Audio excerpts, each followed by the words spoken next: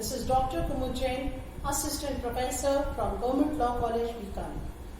आज हम एक नया अधिनियम स्टार्ट करेंगे। इससे पूर्व शायद इसमें मैंने वीडियो नहीं बनाया था, कोविड के चलते हुए आप इस वीडियो को देखेंगे तो शायद आपको घर पे ही कुछ इस सब मटेरियल मिल जाएगा कि आप एग्जाम की तैयारी यहीं से कर सकें।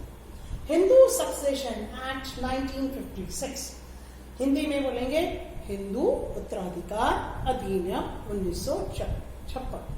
यह जो अधिनियम है यह हिंदुओं पर लागू होता है। यह अधिनियम 17 जून 1956 को लागू हुआ था और इस अधिनियम का जो मुख्य उद्देश्य वो है amend and Codify the law relating to intestate succession among Hindus. Amend and codify यदि अपन हिंदी देखें तो संशोधित एवं संहिता, और intestate यानी कि निर्वसित। यह शब्द इसलिए इंपॉर्टेंट है क्योंकि यदि कोई हिंदू अपने पीछे कुछ संपत्ति छोड़कर उसकी मृत्यु होती है और उसने यदि निर्वसियत है यानी कि उसने वसियत नहीं बनाई है, तब वह निर्वसियत कहलाता है और उसके जो नियम है वह इस अधिनियम में दिए गए हैं।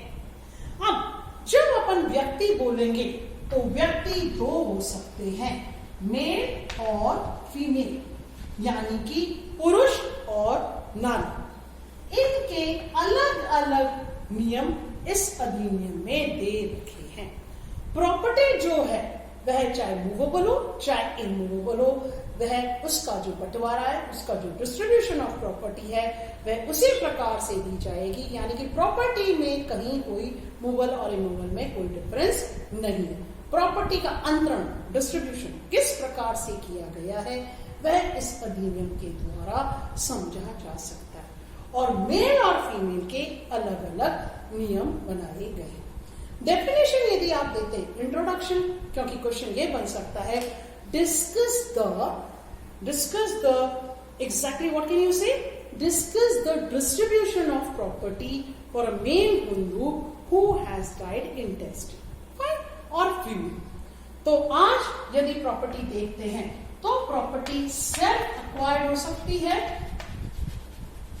सेल्फ एक्वायर्ड यानी कि स्वार्जित, और दूसरी प्रॉपर्टी मैं दो शब्द लिख रही हूं, जॉइंट और को-पार्शियल, क्योंकि ये जो अधिनियम है ये 1956 का पहले इंट्रोडक्शन में समझ लेना चाहिए। फिर इसमें अमेंडमेंट हुआ है, इसलिए शब्दों में थोड़ा डिफरेंस हो सकता है। सेल्फ एक्वायर्ड प्रॉपर्टी यानी कि स्व अर्जित संपत्ति, जॉइंट यानी कि संयुक्त, और को-पार्शनरी यानी कि सहदायित्व। ये प्रॉपर्टीज के लिए जो स्व अर्जित संपत्ति है उसके लिए नियम अलग है और जॉइंट और को-पार्शनरी के लिए सेक्शंस और नियम अलग है। सेल्फ अर्जित, सेल्फ एक्वायर्ड प्रॉपर्टी यदि किसी मेल की है, हिंदू मेल की है, तो उसके लिए जो धारा लागू होगी वह धारा 8 से 13 लागू होगी, यानी कि section 8 to 13 is for male Hindu and self-acquired property। मैं रिपीट कर दूं, जो पुरुष है, हिंदू पुरुष, यदि उसकी स्व अर्जित संपत्ति है और इंटेस्टेड, क्योंकि टेस्टेड यदि उसने वसीयत बनाई थी तो वह धारा 30 लागू होगी, जिसको कहते हैं टेस्टामेंटरी सक्सेशन। टेस्टामेंटरी सक्सेशन यानी कि वसीयती उत्तराधिकार। ये जो अधिनियम है वह 3 भागों में बांटा गया है। चैप्टर 1 यानी कि प्रारंभिक, चैप्टर 2 यानी कि इंटेस्टेड सक्सेशन, और चैप्टर 3 यानी कि टेस्टामेंटरी सक्सेशन। चैप्टर 1 डेफिनेशन से संबंधित है, जिसमें इंटेस्टेड जो सेक्शन है, सेक्शन 3 का जो इंटेस्टेड है यानी कि निर्वसित, और एयर्स, और ये अलग अलग जो डेफिनेशंस हैं ये इंपॉर्टेंट डेफिनेशन, जिस तरह से इसमें आएगी उसके समय आपको डेफिनेशन समझानी चाहिए। और टेस्टामेंट्री सक्सेशन कहाँ दे रखा है? सेक्शन 30। यदि सेक्शन 8 से यदि आज अपन स्टार्ट होते हैं, क्योंकि शुरू में यह इंपॉर्टेंट रहता है कि स्व अर्जित यदि आपको समझ में आ जाए तो ये इंपॉर्टेंट, क्योंकि थोड़ा सक्सेशन हार्ड रहता है, तो जॉइंट और कोपार्शियल भी समझ में आ जाए। Let's start with section 8 to 13, यानी कि धारा 8 से 13।